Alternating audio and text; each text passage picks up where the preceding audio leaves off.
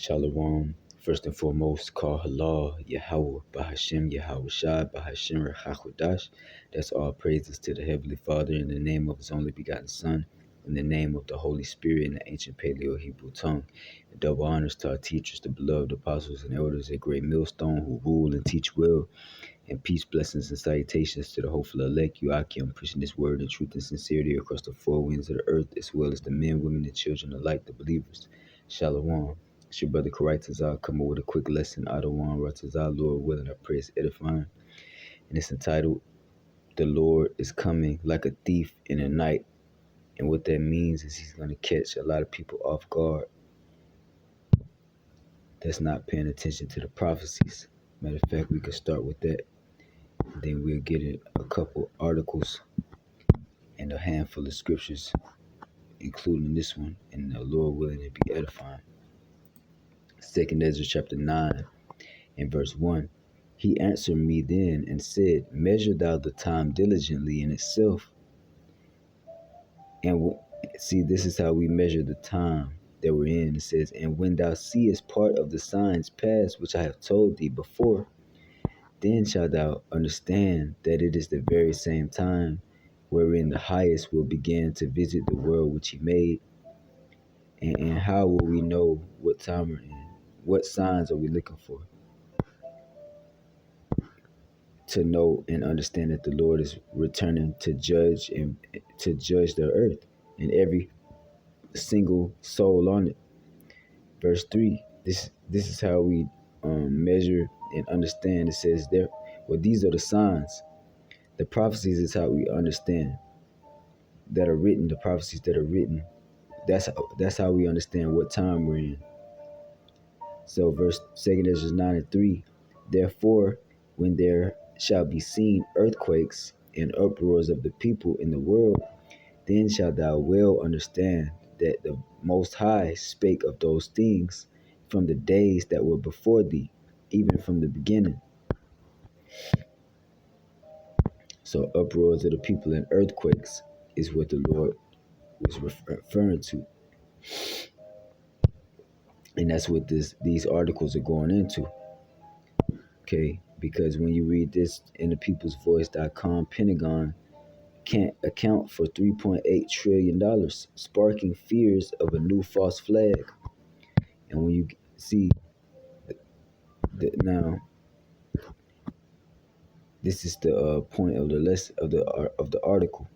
The Pentagon cannot account for $3.8 trillion worth of military assets, according to new Department of Defense audit, raising alarm bells not just because of the obvious lack of accountability of them losing $3.8 trillion, not just because of that, but because the last time the Pentagon lost an enormous sum of money, 9/11 happened.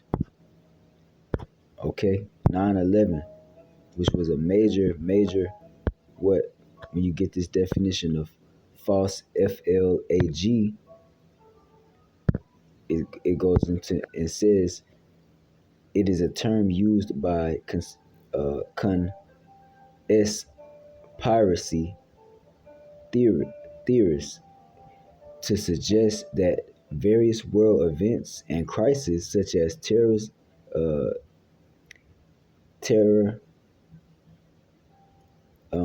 attacks and mass shootings such as these, it says, were actually orchestrated by the governments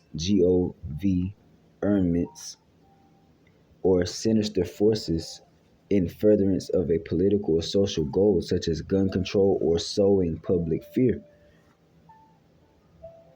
So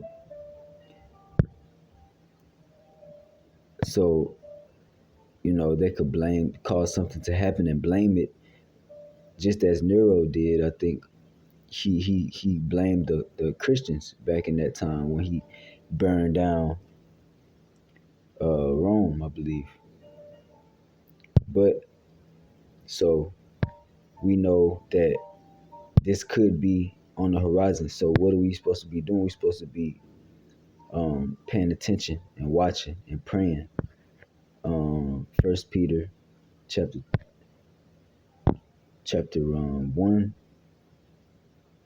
and verse 13. Wherefore gird up the loins of your mind, be sober, and hope to the end for the grace that is brought unto you, that is brought, like, for the grace that is to be brought unto you at the revelation of Yahushua Mashiach, as obedient children, not fashioning yourselves according to the former lust in your ignorance, but as he which hath called you is holy, so be ye holy in all manner of conversation. Okay, because we're supposed to be girding up the loins of our minds to prepare for this time, this great tribulation that we must enter into in order to get into the kingdom. We Acts chapter 14, verse 22, through much tribulation shall ye enter into the kingdom of heaven, which will be on earth. But in order to get there and to endure to the end, we got to gird up the loins of our minds, meaning to strengthen our minds, prepare our minds, study, pray, fast, read, of course. And it says in Sirach chapter 2, I believe, to prepare your soul for temptation, prepare your mind. Let me grab it real quick. I'm not going to try to make this lesson too long, but just scriptures that come to mind. Um, soul for temptation. This is Ecclesiasticus, Sirach chapter 2 and verse 1. My son, if thou come to serve the Lord, prepare thy soul for temptation. Set thy heart aright and constantly endure, and make not haste in the time of trouble. Cleave unto him and depart not away, that thou mayest be increased at thy last end. So when we come to serve the Lord and we watching and praying, we have to gird up the loins of our minds, meaning strengthen our minds and prepare our minds, set our minds aright, and constantly endure through applying wisdom in every situation. And the Lord tells us to watch and pray, so that these plagues and these things don't catch us off guard, because this could very well bring uproars of the people. 3.8 trillion dollars lost from the military. First Thessalonians chapter 5 and 1. But of the times and the seasons, brethren, ye have no need that I write unto you. For yourselves know perfectly that the day of the Lord so cometh as a thief in the night. So when they shall say peace and safety, then sudden destruction cometh upon them, as travail upon a woman with child, and they shall not escape. But ye, brethren, are not in darkness, that that day should overtake you as a thief. Ye are all the children of light and the children of the day. We are not of the night nor of darkness. Therefore let us not sleep as do others. And what's sleeping spiritually is not understanding the prophecies that are coming to pass, not measuring the time within itself according to the words and the prophecies that the Lord, because prophecy means to say before, and the Lord wrote these words before these things are springing forth. The Lord said, but let us watch and be sober.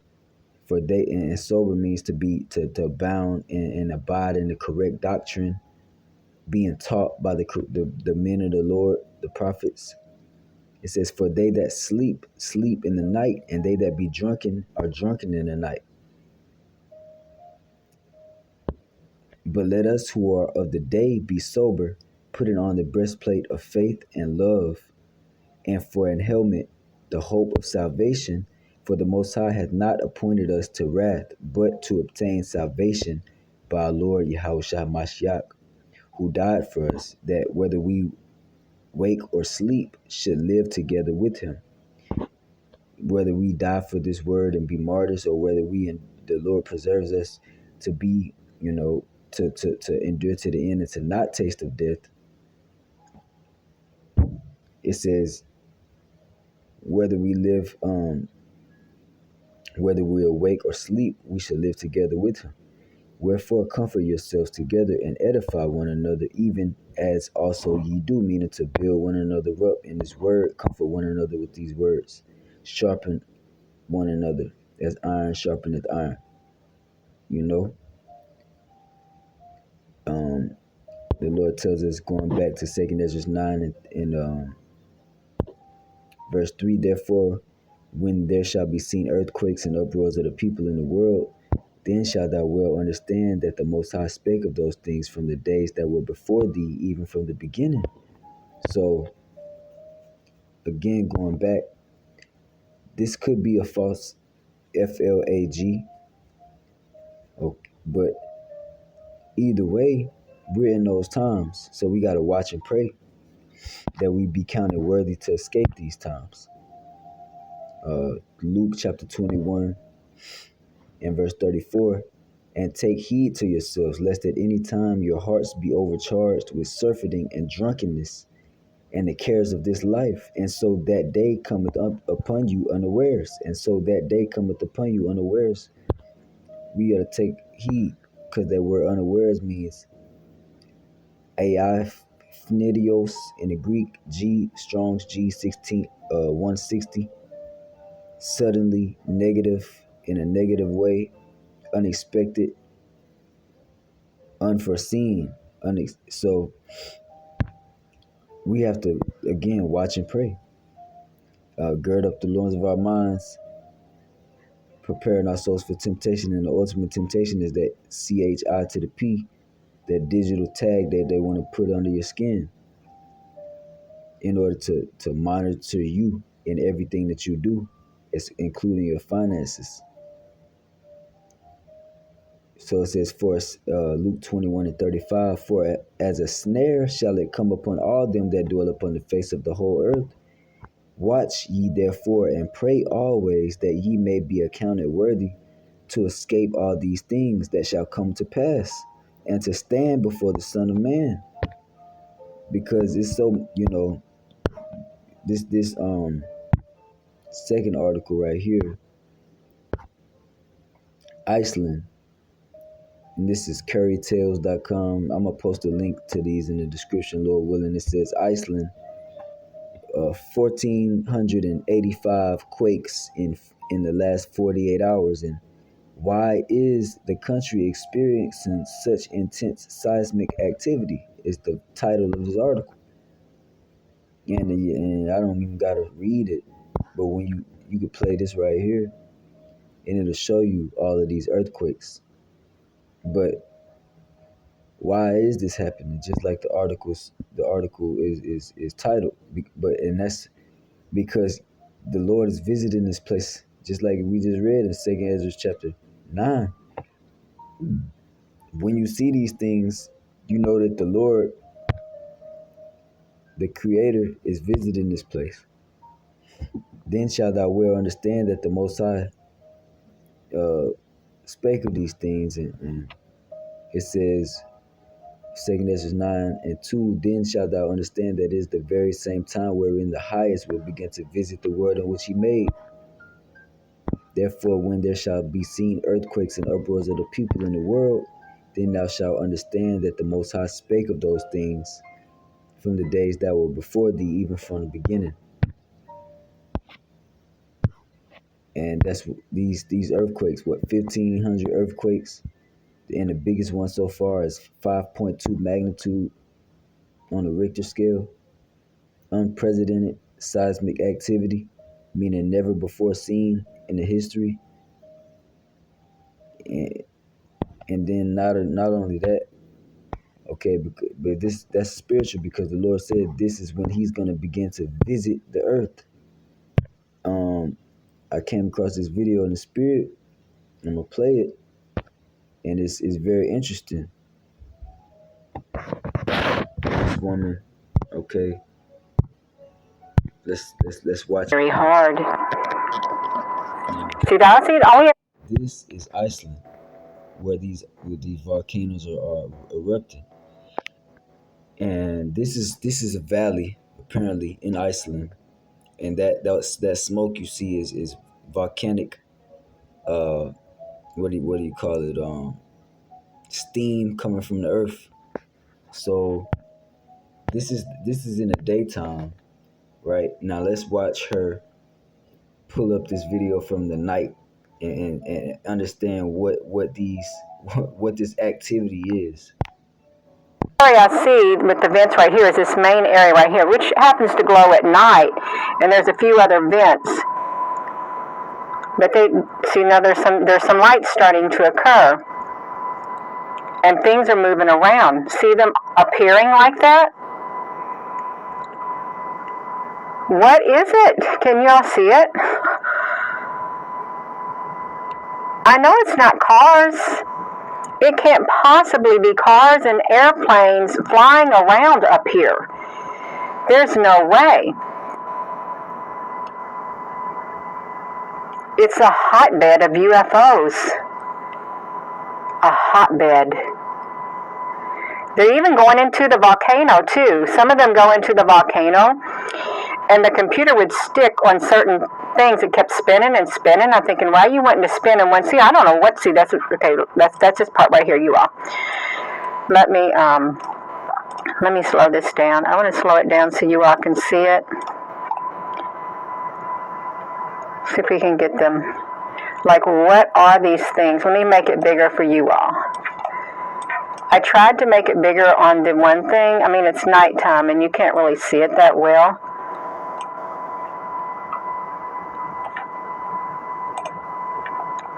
It's a little too slow. Let's put it at 50%, 55%. Let's see if we can see it.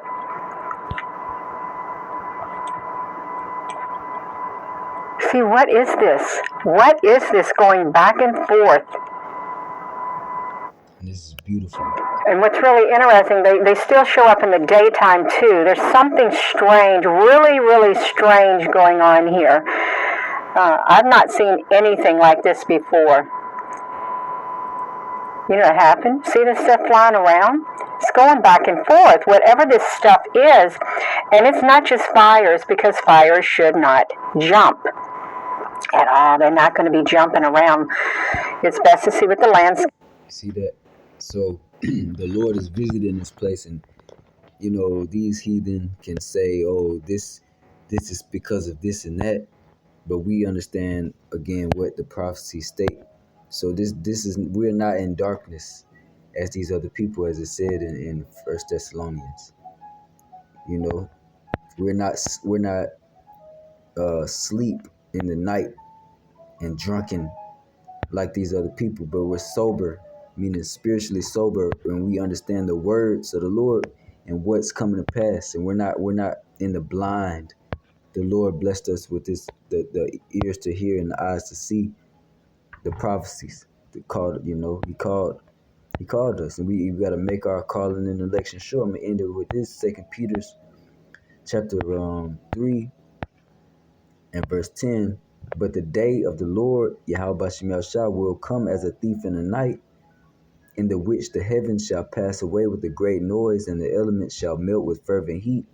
The earth also and the works that are therein shall be burned up. And what's going to bring that about is the Third World's War, and with those missiles, 200 million, pursuant to the book of Revelation chapter 9, 200 million warheads. But verse 12, it says, looking for and hastening unto the day of the Lord, wherein the heavens being on fire shall be dissolved, and the elements shall melt with fervent heat. Nevertheless, we, according to his promise, look for new heavens and a new earth, wherein dwelleth righteousness. Yet Esau is the end of the world, Jacob is the beginning of it that followeth. 2 Ezra chapter 5 and verse 9. Okay, so we know we're at the end, because this devil is in rulership, this deceiver. Verse 14, wherefore, beloved, seeing that ye look for such things, seeing we're looking for the kingdom and deliverance and salvation, it says, be diligent that ye may be found of him in peace, without spot and blameless, because the Lord also tells us to give diligence to make our calling and election sure. Yeah, we have this knowledge, but we got to do something with it. We got to apply it to our lives and be diligent, so that we can make our calling, wherein the Lord called us, to make our calling and election sure. Verse 15, and account. Oh yeah, that's the point, Salaki. So we want to be found in peace in the Lord, without spot and blameless, because we see clearly, okay, we got the devil making his move, and the Lord at the same time is making his move, because you see all these earthquakes. And the Lord said, when you see these earthquakes and you see uproars of the people, which this could definitely bring about uproars, $3.8 trillion just gone. Not nobody know where it went. They're not giving no explanation, no what is it, paper trail or understanding of what the hell happened to the money. People are gonna be bugging out and pissed off, and uproars are gonna spring forth, possibly. But if not here, then it's gonna come from somewhere, because that's what's prophesied. Every word that's the Lord written is gonna come to pass. So that's the point. And we gotta watch and pray and gird up our loins and read, study, because that's what's gonna build our faith and edify us to be able to endure unto the end through these things. Because if we're not prepared for these things to happen and ready, they're gonna take us off guard. You see, that's why it's important for us to study these words in order to prepare for them. So, Lord willing, this lesson was edifying. Ending and giving all praise to Yahweh, Bahashem, Yahweh Shai, Bahashem, Rahakodash. Double honors to the apostles and elders at Great Millstone, and peace, blessings, and salutations to the hopeful elect. Shalom, Kwam Yashala.